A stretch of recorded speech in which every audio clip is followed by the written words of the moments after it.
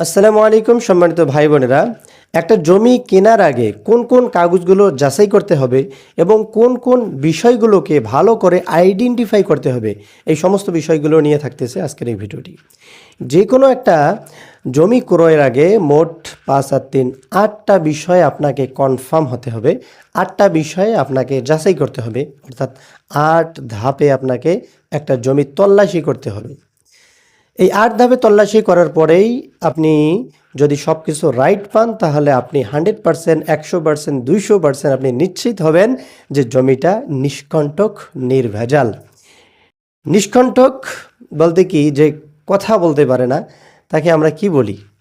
তো তেমনই জমিটা আসলে তার কোনো ব্যথা নাই, তার কোনো কষ্ট নাই, এই জন্য তাকে বলতেছি আমরা নিষ্কণ্ঠক। নিষ্কণ্টকের অর্থ এটা না, বোঝার জন্য বললাম আর কি। তো যাই হোক, 8টা বিষয় আপনাকে যাচাই করতে হবে। 1 নম্বর হলো জমিটার দখল। জমিটার দখল কার হাতে? যে জমিটা বিক্রি করতেছে, যখনই কোনো খবর শুনবেন যে অমুক জায়গায় কোনো জমি বিক্রি হবে, কার জমি, সাথে সাথে আপনি নাম শুনতে পাবেন। এটার জন্য আপনাকে কাগজ দেখতে হবে না। তো আপনি প্রথমত যে জমিটা বিক্রয় হবে সেই জমিটা ওই লোকেশনে যাবেন, জমিটা দেখবেন, আপনার নিজের যে চোখ আছে চোখ দিয়েই দেখবেন। এরপরে স্থানীয় যারা আছে তাদেরকে জিজ্ঞেস করবেন ওই জমিটা সম্পর্কে, যে জমিটা এটা কি পৈতৃক সম্পত্তি নাকি এই জমি এটা কেনা সম্পত্তি, এই বিষয়টা স্থানীয়দেরকে জিজ্ঞেস করবেন। এবং গত 20 থেকে 25 বছর এই জমিটা কিভাবে চলে আসতেছে, যে জমিটা বিক্রি করতেছে তার হাতে জমিটা কতদিন ধরে আছে, ঠিক আছে? এবং এই জমিটার নামে কোনো মামলা আছে কিনা, এই জমিটার নামে কোনো লোন আছে কিনা, ইত্যাদি যতটুকু স্থানীয়দেরকে জিজ্ঞেস করা যায় জিজ্ঞেস করবেন। যতটুকু তথ্য নেওয়া যায় তথ্য নেবেন। কেননা যে জমিটা আপনি কিনতে যাচ্ছেন সেটা যদি দখল, যে বিক্রি করে তার হাতে যদি না থাকে, হ্যাঁ, আর কাগজপাতি দলিল খতিয়ান সব কিছু যদি 100% পানির মতো স্বচ্ছ থাকে, কোনো লাভ নেই। তাই জন্যে 1 নম্বরে আপনাকে যাচাই করতে হবে যার কাছ থেকেই জমিটা কিনতেছেন তার দখল আছে কিনা, ঠিক আছে? তো 1 নম্বর গেল দখল। 2 নম্বর খতিয়ান। এই জমিটা একদম জমিদারের আমল থেকে শুরু করে, অর্থাৎ সিএস থেকে শুরু করে, এসএ থেকে শুরু করে, আরএস এবং বর্তমান চলমান বিএস কিংবা বিআরএস, কিংবা ঢাকা, যদি ঢাকা মহানগরের মধ্যে কেউ নেন তাহলে ঢাকা সিটি যে খতিয়ান আছে সেগুলো যাচাই করবেন। তো খতিয়ানের যে চেইন আছে, চেইনটা সুন্দর করে মিলাবেন আপনারা।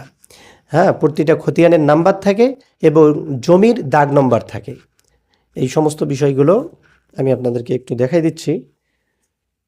যে কোনো একটা জমি ক্রয়ের আগে যে কাগজপাতিগুলো নিতে হবে, 1 নম্বরে কি দলিলের কাগজ, দলিলটা নিতে হবে। খতিয়ান নাম্বারগুলো, খতিয়ানের কাগজপাতি নিতে হবে। এরপরে যে বিষয়টা নিতে হবে নকশা। এখানে কিন্তু দেখেন যে ছোট্ট ছোট্ট করে দাগ নম্বর দেয়া আছে, দেখা যাচ্ছে কি? প্রতিটা জমিতে দাগ নম্বর দেয়া আছে। এবং আপনারা খতিয়ান চেক করবেন। এই যে আমার হাতে একটা খতিয়ান দেখাচ্ছি, এই যে দেখতেছেন যে একটা খতিয়ান, ঠিক আছে? এই যে দেখেন ভালো করে খতিয়ান। তো সিএস খতিয়ান, এসএ খতিয়ান, আরএস খতিয়ান, বিআরএস খতিয়ান, ঢাকা মহানগর বা সিটি খতিয়ান যেগুলো আছে এগুলো যাচাই করবেন। এবং আপনার যে দলিল, আপনার হাতে যে দলিল আছে, যে জমিটা বিক্রি করতেছে সর্বশেষ তার নামে যে দলিল আছে, সেই দলিলে কিন্তু এই খতিয়ান নম্বর যেমন আলাদা কাগজ আছে, ঠিক একইভাবে দলিলেও কিন্তু সমস্ত এই খতিয়ান নাম্বারগুলো উল্লেখ থাকবে, ঠিক আছে? তাহলে ধারাবাহিকভাবে 2 নম্বরে আপনি যে কাজটি করবেন সেটা হলো খতিয়ানটা ভালো করে যাচাই করবেন। খতিয়ানের চেইনটা আপনি সুন্দর করে মিলাবেন, ঠিক আছে? আপনি যদি মিলাতে পারেন মিলাবেন, আর না পারলে কি করবেন সেটাও সামনে বলতেছি। 3 নম্বর বিষয়, 3 নম্বরে যে যাচাই করবেন সেটা হলো দলিল যাচাই করতে হবে। ওই যে জমিদার আমল থেকে শুরু করে এই জমিটা কতবার বিক্রি হয়েছে, যতবার বিক্রি হয়েছে ততবারের জন্য একটা করে দলিল আছে, ঠিক আছে? মনে করেন যে আমার দাদা একটা জমি কি আমার, মনে করেন যে আমার বাবার কাছে বিক্রি করছে। তো আমার দাদা যে বাবার কাছে বিক্রি করছে তার একটা দলিল আছে। মনে করেন আমার বাবা আমার কাছে বিক্রি করছে, আমার বাবা যে আমার কাছে বিক্রি করছে তার আরেকটা দলিল আছে। মনে করেন আমি আমার সন্তানকে জমি বিক্রি করব, ঠিক আছে? যদিও পৈতৃক সম্পত্তি এমনিতেই পাওয়া যায়, এটা কেনা লাগে না, তারপরেও উদাহরণস্বরূপ বলতেছি, যদি আমি আমার সন্তানকে বিক্রি করি তাহলে তার জন্য কিন্তু একটা দলিল হবে। অর্থাৎ একটা জমি যতবার ক্রয় বিক্রয় হবে অতবার একটা করে এরকম দলিল হবে, ঠিক আছে। এবং পাকিস্তান আমলের দলিলগুলো কীরকম, আমার হাতে একটা দলিল আছে, আপনাদেরকে দেখাচ্ছি আমি। 1900 মানে বাংলাদেশ ভাগ হওয়ার আগে, 1971 সালে আমাদের দেশ ভাগ হয় নাই, তার আগে 1947 থেকে পরে যে দলিল, যে পাকিস্তানি আমলের দলিল কিন্তু, ঠিক আছে, দেখতেছেন। তো এরকম দলিল থাকবে, আপনি দলিলগুলো দেখলেই বুঝতে পাবেন। তো আপনাকে দলিলগুলো মিলাইতে হবে। আর আপনার যে বর্তমান রানিং দলিল আছে, এটা হলো রানিং দলিল। আর এর পূর্বেকার যতগুলো দলিল আছে এগুলোকে বলা হয় বায়া দলিল, ঠিক আছে। তো সাধারণত বাংলাদেশে যে জমিগুলো আছে এগুলো হাইয়েস্ট 5 থেকে 6 বারের বেশি হবে না বিক্রি, যদিও কমার্শিয়ালভাবেই হয়। আর যদি বিপদে পড়ি পৈতৃক সম্পত্তি বিক্রি হয়, হাইয়েস্ট 1টা থেকে 2টা দলিল, এর বেশি হবে না হয়তো। তো যাই হোক, 100টাও যদি দলিল থাকে, তাই 100 বারও যদি জমিতে বিক্রি হয়, তো 100 বারে কিন্তু 100টা দলিল আছে, আর সেগুলো হলো বায়া দলিল। সেই বায়া দলিলগুলো সুন্দর করে খুলবেন, খুলে সেখানে সম্পত্তির ইজহার আছে, ঠিক আছে, সেখানে হলফনামা আছে, ঠিক আছে, চৌহদ্দির সীমানা আছে, এবং যারা জমিটা ক্রয় করছে তাদের স্বাক্ষর, যারা জমিটা যখন বিক্রি করছে তখন সাক্ষী বা সাক্ষী করে নাম ঠিকানা এগুলো আছে, ঠিক আছে। এরপরে হলফনামা আছে। তো এই সমস্ত বিষয়গুলো একটা দলিলে কি কি আছে, এর জন্য আমরা আলাদা একটা ভিডিও করব ইনশাল্লাহ, সেখানে আপনারা বুঝতে পারবেন। তো এইখানে যদি এই বিষয়গুলো বিস্তারিত বলি, তাহলে এই যে বিষয়বস্তু, যে 8টা বিষয়, এটা অনেক লং হয়ে যাবে। তো যাই হোক, 3 নম্বরে যে কাজটা করবেন সেটা হলো কি, দলিল যাচাই করবেন, দলিলের চেইন যাচাই করবেন। যেমন এইখানে যে দলিলটা আছে, এই দলিলটা 1947 সালে এই জমিটা তিনি জমিদারের কাছ থেকে ক্রয় করছিলেন। নামগুলো বলতেছি না, ঠিক আছে। এই যে এখানে দেখেন একটা সাল দেখাচ্ছে, এই যে উল্টো উল্টো পাশে দেখা যাচ্ছে, অবশ্য সামন ক্যামেরা যেহেতু, এখানে দেখা যাচ্ছে ওই যে 47, দেখেন 11, যে 20, 11, 47, এই যে এটা 47 উল্টো পাশে দেখা যাচ্ছিল অবশ্য। তো যাই হোক, জমিদারের কাছ থেকে 47 সালে ক্রয় করছে। এরপরে এনার বাবার কাছ থেকে তার সন্তান পেয়েছে, এবং তার সন্তান তার নাতিকে এই জমিটা বিক্রয় করছে, এটা হলো তার দলিল। তো এখানে কিন্তু এই যে দলিলে যা কিছু আছে, এই বিষয়গুলো কিন্তু এখানে উল্লেখ আছে। এখানেও জমিদারের নাম আছে, এবং জমিদারের কাছ থেকে যিনি জমি নিয়েছেন তার নাম আছে, তার সন্তান যে জমিটা পেয়েছে তার নামও আছে, এবং যার কাছে জমিটা বিক্রি করছে সেই তথ্যগুলো কিন্তু এই দলিলের, রানিং দলিলের মধ্যে আছে, ঠিক আছে। তো যাই হোক, এরকম করে সুন্দরভাবে দলিলের চেইনটা আপনারা মিলাবেন। 4 নম্বর একটা ইম্পর্ট্যান্ট কাজ করতে হবে। 4 নম্বর যে বিষয়টা, সেটা হলো অংশীদার আছে কি না। আপনি মনে করেন একটা জমি ক্রয় করতে চাচ্ছেন, তো জমিটার বর্তমান মালিককে, এটা যাচাই করা আজকালকে খুবই সহজ। ইন্টারনেটে গিয়ে epodsa.gov.bd লিখে সার্চ করলেই ওয়েবসাইট, আমাদের জমির যে ওয়েবসাইটটা আছে ওয়েবসাইট চলে আসবে। ওখানে গিয়ে আপনি রেকর্ড এবং মৌজা নামে একটা অপশান আছে, ওখানে ক্লিক করলেই কি আপনার বিভাগ, আপনার জেলা, আপনার উপজেলা, আপনার মৌজা, এবং CS, RS, BRS কি আপনি খতিয়ান দেখতে, ওটা সিলেক্ট করে দাগ নাম্বার বা খতিয়ান নাম্বার দিলেই কিন্তু চলে আসে। তো ওটা মনে করেন যে দিলেন, চলে আসলো, যিনি জমিটা বিক্রি করতেছে তার নামে চলে আসলো। কিন্তু জমিটা ক্রয় করলেন, ক্রয় করার পরে দেখা যাচ্ছে যখন আপনি দখল করতে গেছেন, তখন অংশীদার এসে দাঁড়াইছে, অংশীদার এসে দলিল দেখাচ্ছে, এই যে দলিল, আমার দলিল আছে, আমাকে বিক্রি করছে। তখন তো অবাক হয়ে যাবেন, কি হলো, আমি তো দেখেই কিনলাম। তো ভুলটা কোথায় হলো? ভুলটা হলো, একটা জমি যতক্ষণ না খারিজ না হয় ততক্ষণ পর্যন্ত জমির মালিকের নাম পরিবর্তন হয় না, ঠিক আছে। তো কোনো ব্যক্তি যদি তার জমিটা শুধু রেজিস্ট্রেশন করে দেয়, তাহলে দলিল থাকবে, আর এইটার কোনো প্রমাণ কিন্তু কি ওই যে খারিজে থাকবে না, যতক্ষণ না জমিটা খারিজ করে না নেয়। তো এই জমিটা অন্য কোনো মালিক আছে কিনা, এটা কিভাবে তাহলে যাচাই করবেন?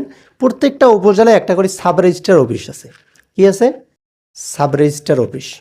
সেই সাব রেজিস্ট্রার অফিসে আপনি যাবেন, ওখানে সার্চ করার জন্য একটা কক্ষ আছে, অর্থাৎ আপনার ওই জমি এই সালের, বর্তমান 2026 সালের যত জমিগুলো ক্রয় বিক্রয় হয়েছে, সব জমির ক্রয় বিক্রয়ের নথিগুলো ওখানে আছে।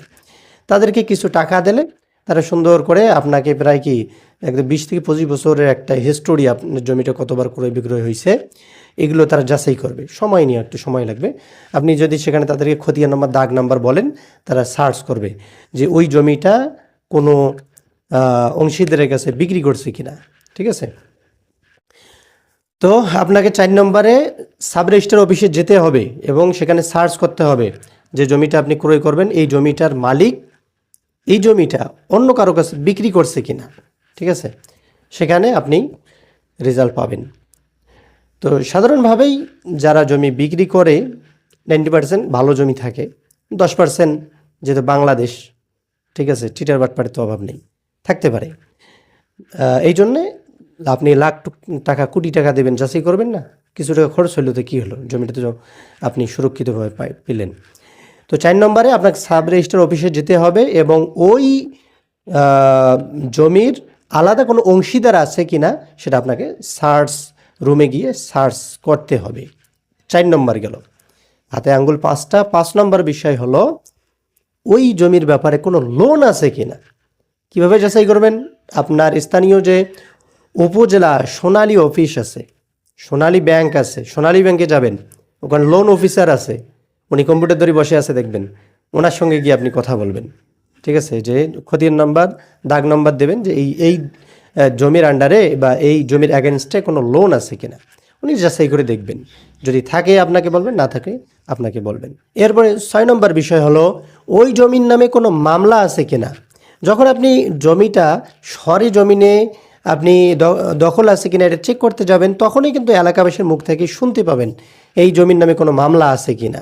এছাড়াও আপনি 6 নম্বরে একজন বিজ্ঞ আইনজীবীকে নিয়ে আপনার জমির যে কাগজপাতিগুলো আছে, যার কাছে জমি কিনবেন অবশ্যই তো তার কাছে আপনি দলিল নেবেন, তাই না? এই দলিলটা আপনি একজন বিজ্ঞ উকিলকে দেবেন, তিনি এই দলিল অনুযায়ী তিনি জমির খতিয়ান নম্বর, দাগ নম্বর, মালিকের নাম এই সব কিছু দেখে ওই জমির নামে কোনো মামলা আছে কিনা ওটা উনি আইডেন্টিফাই করবেন। ঠিক আছে, এরপরে 7 নম্বর ওই জমির নামে খাজনা পরিশোধ আছে কিনা। সাধারণত বাংলাদেশে আমরা রেগুলার খাজনা পরিশোধ করি না। সরকারি যদি কোনো চাপ দেয়, যেমন বর্তমানে একটা চাপ চলতেছে যে সবার খাজনা যেন পরিশোধ করা হয় এবং জমির যে দলিলগুলো আছে এগুলো অনলাইনে আপডেট করা হচ্ছে, এই জন্য এই জমিগুলো, দলিলগুলো সরকারের পক্ষ থেকে চাওয়া হচ্ছে এবং যেটা সরকারের কাছে আছে, ভেন্ডারের কাছে আছে, সেগুলো সরকার আপডেট করতেছে এবং এই খাজনা পরিশোধ করতে বলা হচ্ছে। তো এই খাজনা পরিশোধ করতেছে। এছাড়া সরকারি চাপ ছাড়া সাধারণত জমি বিক্রয় করা ছাড়া এই খাজনা পরিশোধ হয় না। অনেকে দেখা যায় যে 20 বছর 25 বছর ধরে খাজনা পরিশোধ নাই। তো সেই ক্ষেত্রে আপনাকে সুন্দর করে যাচাই করতে হবে। যে যাচাই করবেন, এসিলেন অফিসে যাবেন, এসিলেন অফিসে গিয়ে আপনি যাচাই করবেন যে এই জমির খাজনা পরিশোধ আছে কিনা। এই দেখেন আমার হাতে একটা কাগজ, এটা এই যে এরকম একটা, যখন আপনার জমিটা ক্রয় করতে যাবেন তখনই কিন্তু সাধারণত খাজনা পরিশোধ করেই তারপরে কাগজপাতিগুলো তারা বিক্রির জন্য, জমি বিক্রির জন্য রেডি করে। তারপরেও এই যে নোট, সর্বশেষ কর পরিশোধের সাল, এই যে 25-26 অর্থ বছর, অর্থাৎ এই জমিটা যেটা কাগজপাতি, উল্টো দেখা যাচ্ছে অবশ্য সামনে ক্যামেরা, তো অর্থ বছর এই যে এই জমিটার ব্যাপারে যত খাজনা আছে এটা একদম পরিশোধ আছে। 7 নম্বর গেল। 8 নম্বর লাস্ট অ্যান্ড ফাইনাল, এটা হলো আপনি এই সমস্ত বিষয়গুলো যাচাই করলেন, এরপরে এই যতগুলো কাগজপাতি আছে, যতগুলো আপনার হাতে দলিল আছে, ঠিক আছে, এরপরে খতিয়ান নাম্বার আছে, এরপরে নকশা আছে, হ্যাঁ, এই যে যতগুলো কাগজ আছে এই সমস্ত কাগজগুলো আপনি একজন বিজ্ঞ আইনজীবীর হাতে দিয়ে বলবেন যে এগুলো আপনি যাচাই করে দেখেন তো একদম এই জমিটা একদম নিষ্কণ্টক, নির্ভেজাল আছে কি না। তখন সেই বিজ্ঞ আইনজীবী তিনি তার যতগুলো ল প্যারামিটার আছে সব ল প্যারামিটার দিয়ে তিনি সবগুলো যাচাই করবেন। যাচাই করে যদি কোনো ত্রুটি থাকে সেটাও আপনাকে জানাবেন, না থাকলে সেটাও আপনাকে জানাবেন। তবে একটা বিষয় আপনারা মাথায় রাখবেন, কোনো একজন আইনজীবীর হাতে যাওয়ার আগে সেই আইনজীবী যেন অন্তত 10 থেকে 15 বছরের তার ল প্র্যাকটিসের, হ্যাঁ, একটা যেন তার যোগ্যতা থাকে, তার জন্য অভিজ্ঞতা থাকে।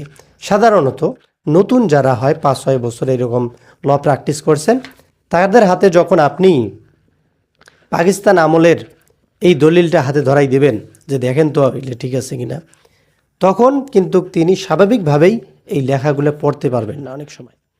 ঠিক আছে, কারণ এগুলো পড়ার জন্য অভিজ্ঞতা লাগে। আর এগুলো সবচেয়ে ভালো এই যে দলিল পড়তে পারে যারা দলিল লেখে, অর্থাৎ দলিল লেখক ভ্যান্ডাররা সবচেয়ে ভালো পড়তে পারে। ঠিক আছে, তাহলে 8 নম্বর হলো একজন অভিজ্ঞ লয়ারের মাধ্যমে এই কাগজপাতিগুলো যাচাই করবেন। তাহলে আবার বলতেছি, 1 নম্বর হলো দখল ঠিক আছে কিনা, যিনি জমি বিক্রি করতেছেন ওনার নামে দখল আছে কিনা। 2 নম্বর, খতিয়ানের চেইন ঠিক আছে কিনা, CS, SA, RS, BS বা BRS, ঢাকা সিটির মধ্যে হলে এগুলো সুন্দর করে চেক করবেন। 3 নম্বর হলো দলিলের চেইন ঠিক আছে কিনা, একদম জমিদার থেকে শুরু করে বর্তমান যিনি জমি বিক্রি করতেছেন তার নাম পর্যন্ত, তার দলিল পর্যন্ত এই দলিলের চেইনটা ঠিক আছে কিনা এটা মিলাবেন। 4 নম্বর হলো সাব রেজিস্টার যাবেন, গিয়ে দলিলগুলো যাচাই করবেন কোনো অংশীদার আছে কিনা এই জমিতে, এই দলিলে অন্য কোনো অংশীদার আছে কিনা, এই জমিটা অন্য কারো নামে লিখে দিছে কিনা, এটা সাব রেজিস্টার অফিসে গিয়ে সার্চ রুমে গিয়ে এটা জিজ্ঞাসা তল্লাশি করবেন। 5 নম্বর হলো ওই জমির নামে কোনো লোন আছে কিনা, সোনালী ব্যাংকে যাবেন, যাচাই করবেন। 6 নম্বর হলো ওই জমির নামে কোনো মামলা আছে কিনা, আইনজীবীর কাছে যাবেন, যাচাই করবেন। 7 নম্বর এসিলিন অফিসে গিয়ে জিজ্ঞেস করবেন যে কাগজপাতি দিয়ে খাজনা দাগ নম্বর দিয়ে যে খাজনা পরিশোধ আছে কিনা, এটা বর্তমান অনলাইনেও যাচাই করা যায় খাজনা পরিশোধ আছে কিনা। লাস্ট অ্যান্ড ফাইনাল 8 নম্বর হলো একজন অভিজ্ঞ লয়ার বা আইনজীবীর মাধ্যমে এই জমির কাগজপাতি এবং যাবতীয় বিষয়গুলো একবার আপনি আইডেন্টিফাই করে নেবেন। তো প্রিয় ভাই বোনেরা, আশা করি বিষয়টা আপনি বুঝতে পারছেন কোন 8টা বিষয় আপনাকে সুন্দর করে চেক করতে হবে। আমার হাতে বর্তমান একটা জমি আছে, যেই জমিটার একটা ড্রোন ভিউ সহ সুন্দর ভিডিও করে আমার ফেসবুক পেজে দেয়া আছে, অনেকে হয়তো ভিডিওটা দেখেছেন। সেখানে একজন দক্ষ আমিনের স্টেটমেন্ট নেওয়া হয়েছে, স্থানীয়দের স্টেটমেন্ট নেওয়া হয়েছে এবং জমির মালিকের স্টেটমেন্ট নেওয়া হয়েছে এবং জমির মালিক তার যে নানার কাছ থেকে জমি নিয়েছে তার মামার স্টেটমেন্ট নেওয়া হয়েছে। ঠিক আছে, এবং আমি as a real estate consultant হিসাবে সমস্ত কাগজপাতি আমি যাচাই করছি এবং বিভিন্ন ওয়েতে লয়ারের মাধ্যমে যাচাই করেছি, ভ্যান্ডার বা লেখকদের মাধ্যমে যাচাই করেছি। ওই জমিতে কোনো ধরনের বিন্দুমাত্র ত্রুটি নেই এবং সেই জমির ব্যাপারে জমির মালিক গ্যারান্টি দিয়েছেন যে এই জমিটা অদূর ভবিষ্যতে কেনার পরে যদি কোনো ধরনের ত্রুটি হয় যাবতীয় দায়ভার তার, আর তার চেয়েও যদি বড় কোনো সমস্যা হয় 7 দিনের মধ্যে তিনি টাকা ব্যাক দেবেন। তো এইরকম নিষ্কণ্টক নির্ভেজাল জমি লাখে একটা কেনার সুযোগ হয়। আর সবচেয়ে যেটা গুরুত্বপূর্ণ বিষয় সেটা হলো তিনি জরুরি টাকার প্রয়োজনে জমিটা যেহেতু বিক্রি করতেছেন, এই জন্য বর্তমান বাজার দর থেকে অনেক কমে তিনি জমিটা বিক্রি করতেছেন। এই জন্য আপনার সাধ্যের মধ্যে যদি কুলায় আপনি জমিটা ক্রয় করতে পারেন। কমেন্ট বক্সে পিন কমেন্ট করে লিঙ্কটা দিয়ে রাখবো, যদি জমিটা বিক্রি যতক্ষণ হয় নাই ততক্ষণ লিঙ্কটা থাকবে, জমিটা বিক্রি হওয়ার পরে লিঙ্কটা ডিলিট হয়ে যাবে। আর আপনার যদি যে কোনো ধরনের জমি সংক্রান্ত কোনো প্রশ্ন থাকে নির্দ্বিধায় কমেন্ট বক্সে করতে ভুলবেন না ইনশাল্লাহ। প্রিয় ভাই বোনেরা, আল্লাহ রাব্বুল আলামিন আপনাদের প্রত্যেককে সুস্থ রাখুক, ভালো রাখুক, সুখী সুন্দর আনন্দদায়ক জীবন দান করুক, আমিন। আসসালামু আলাইকুম রহমতুল্লাহ।